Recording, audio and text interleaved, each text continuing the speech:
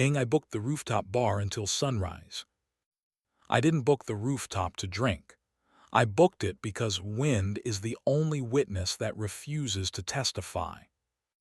At 11:58 p.m., my phone buzzed with the sentence we had both learned to make sound harmless. Loadout became drinks, might crash at the office. Don't wait up. Leela doesn't lie. She phrases. She manages donors and schedules and the minor tragedies of weather like they were petulant interns. For months our marriage had been the best kind of boring. Logistics that worked, mercy on tap, heat taken for granted like electricity. The person who made that dangerous was the one who is allowed near every room after midnight. The operations lead with Gaffer in his tote and Patience in his shoulders. His name is Simon. He stands the exact respectful step from married women, and somehow that makes rooms less nervous and husbands more so. The hotel lets you rent the rooftop if you know the event's manager and promise not to sue the wind. I left my credit card with the bartender and asked for an hour and a layout with no corners to hide in. No trials after 2, she said, which is the only law the city will enforce on roofs. I tipped hard and turned 2 lamps down 2 clicks because I have learned that honesty prefers dusk to noon. They came out of the elevator at 12:22 with the lobby's lights still on their faces. Leela first, the mouth she uses for competence softening as she took in the skyline. Simon after, not performing anything but readiness.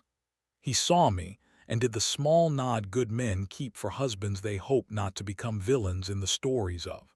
He stopped 1 step from where the tile begins. She walked toward me like she decided to make the night cost me less later. "Evan," she said, and her voice put its hand on my chest, "you booked the wind." "I wanted something that wouldn't let us pretend," I said. "Say it." "In an elevator," she said, because apparently the universe is lazy. 2 weeks ago, between floors and advice, I kissed him. It was quick and tasted like mint and rehearsal. He stepped back. He said my name like a lock. I hated him for being correct. "Do you want me to hit him?" I asked. The wind laughed in the language roofs speak when they forgive men for being younger than their faces. "I want you to choose me," she said. "Not rescue, appetite." Simon kept his eyes on the horizon like a man who has practiced not being scenery. The lamplight laid itself on his sleeves and refused to make him interesting. He was grateful to the lamp for that. "Invite me when you're interesting," I told Leela. "Not only when you're frightened you'll be easier to love in other lighting." "I am inviting you," she said, and stepped into me with the kind of accuracy that makes a city decide to keep your taxes spendable. I kissed her, not performance, jurisdiction.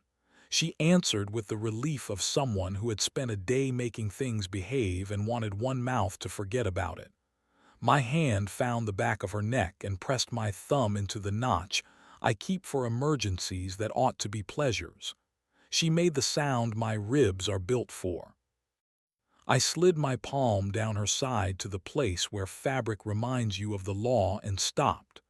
Because neighbors, because lives, because the best heat is the kind you can walk away from without asking a concierge for forgiveness. "Do you still want to hit him?" she asked into my breath. "I want to thank him for stepping back," I said. "I want to owe him nothing else." "Then we can all live here," she said, and the wind approved by pretending to be a witness who forgot the details. We sat on a bench because roofs dislike couples who insist on standing too long. She told me the truth I didn't earn and she didn't owe. The kiss had been curiosity dressed as courage. The stopping was the only part of the night she liked in daylight. The almost tonight felt like the city practicing the right pronunciation of her name. I told her about the month I took drives past motels like a man reading the back of a bad book, checking the cover again just to prove he still knew better. We didn't exchange confessions like threats. We compared measurements for a bridge we still intended to cross together. Simon shifted his weight with the honesty of a man allergic to theater. "Lines will hold," he said, which is what operations leads say when they mean the room is not going to embarrass you if you leave it alone. "Loadin' at 9. He nodded to both of us like gravity had reminded him who he was. He went back to the elevator without making a story out of itself. The hour did what hours do when couples decide to have less dignity and more accuracy. We kissed until the wind filed a complaint on behalf of our throats. We kept our clothes because roofs prefer legend to folklore. We made plans that involved breakfast and daylight touching. When the bartender came out with 2 waters and the check, we pretended to be citizens again.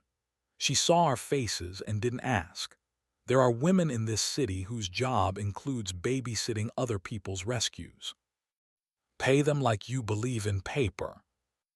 At 9, the community center smelled like lemons getting ready to convince gravity. Simon stacked tables in a tempo that made volunteers feel like heroes and not like witnesses. I walked over with coffee and the sentence I owed him. "Thank you," I said, "for being the adult in the elevator." "I get paid in gaffer and forgiveness," he said. "You did the brave part." Leela moved through the room with a clipboard and the mouth that persuades busy people to breathe before they lift. When she passed me, she touched my wrist, daylight legal, and the morning changed its mind about us without requiring a vote. We never told anyone about the roof. We taped the invoice for the hour under the magnet shaped like a ridiculous boat we bought one summer we didn't ruin. Sometimes when the house auditions for courtroom, we take the elevator to the roof and ask the wind whether it remembers our names. Sometimes she texts come and means stand beside me while I bend a room into competence and beauty. Sometimes I text come and mean watch me be a body before I become a plan. Sometimes we invite a friend who needs to hear a city be kind from above. We didn't stop admiring other people's competence. We did stop confusing it with permission. Heat is a temperature, not a verdict. We eat before we try to win. We sleep when the clock loses its manners. We put our hands on each other in daylight like the sun still issues licenses. And when the gossip part of the city asks whether we have anything to add, we say we rented an hour of wind and used it to outvote the elevator. No trials after 2. Choose each other where roofs don't lie. Then go downstairs and lift tables like gravity agreed to your terms.